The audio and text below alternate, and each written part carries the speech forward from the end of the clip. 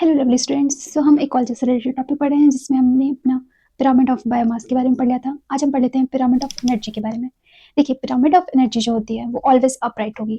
किसी भी केस में, ट्री इकोसिस्टम में, ग्रासलैंड इकोसिस्टम में या एक्वेटिक इकोसिस्टम में हमेशा अपराइट पोजिशन में होगी। ठीक है, तो अब इसके बेसिस पे ही एक लॉ जान लेते हैं। पिरामिड ऑफ एनर्जी के बेसिस पे एक लॉ है जिसे 10% लॉ ऑफ लिंडमान के नाम से जानते हैं। लिंडमान एक साइंटिस्ट थे जिसने इस मतलब थ्योरी को दिया था। ठीक है, जो कि पिरामिड ऑफ एनर्जी के बेसिस पे है। जैसे energy from one trophic level to another trophic level क्या होती है, ट्रांसफर होती रहती है। तो लिंडमान ने क्या कहा था, ऐसा डेफिनेशन देख लेते हैं। According to this law 10% energy transfer from one trophic level to successive trophic level, मतलब जो नेक्स्ट ट्रॉपिक लेवल है आपका। ठीक है, मतलब 10% एनर्जी ही आपकी ट्रांसफर होती है one trophic level to another trophic level. इसको एक एग्जांपल के थ्रू समझ लेते हैं या एक क्वेश्चन ले लेते हैं, चलिए, जिससे आपको इजीली समझ में आ जाएगा। मान लीजिए ये ट्रॉपिक लेवल है आपका। ठीक है, डिफरेंट ट्रॉपिक लेवल है। सबसे लोअर पे T1 होगा, T2 होगा, T3 होगा, T4 होगा, T5 होगा, मतलब 5 ट्रॉपिक लेवल तक हम ले रहे हैं।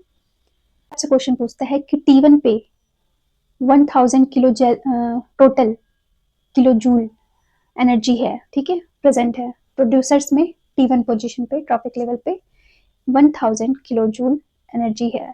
ठीक है, तो T5 पोजीशन पे कितनी किलो जूल एनर्जी होगी, ट्रांसफर होगी। तो यहाँ पे देखिए 10% ही ट्रांसफर होता है। तो सबसे नीचे क्या है, 1000 दिया हुआ है आपका। तो 10% नेक्स्ट टॉपिक T2 पे क्या हो जाएगा, 100 हो जाएगा। T3 पे क्या हो जाएगा, 10 हो जाएगा। T4 पे क्या हो जाएगा, 1 हो जाएगा। एंड T5 पे 0.1 हो जाएगा। तो 0.1 जूल आंसर होगा आपका कि T5 ट्रॉपिक लेवल पे आपकी कितनी एनर्जी रहेगी, बच जाएगी 0.1।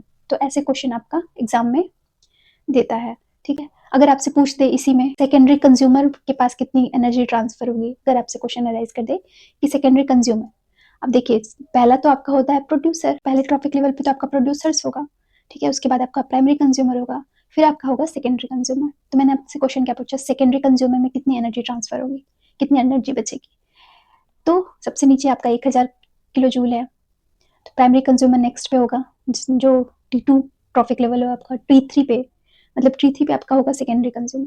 तो सेकेंडरी कंज्यूमर के पास कितनी जाएगी एनर्जी, यस 10 किलो जूल जाएगी। ठीक है, ऐसे ही आप मुझे बताइए कि टर्सरी कंज्यूमर पे कितनी एनर्जी जाएगी, कितनी एनर्जी बचेगी। तो ये क्वेश्चन आपको क्लियर हो गया होगा। ऐसे ही क्वेश्चन अराइज करता है कॉम्पिटिटिव एग्जाम्स में। तो ऐसी शॉर्ट वीडियो के लिए मिलते हैं नेक्स्ट वीडियो में। Thank you.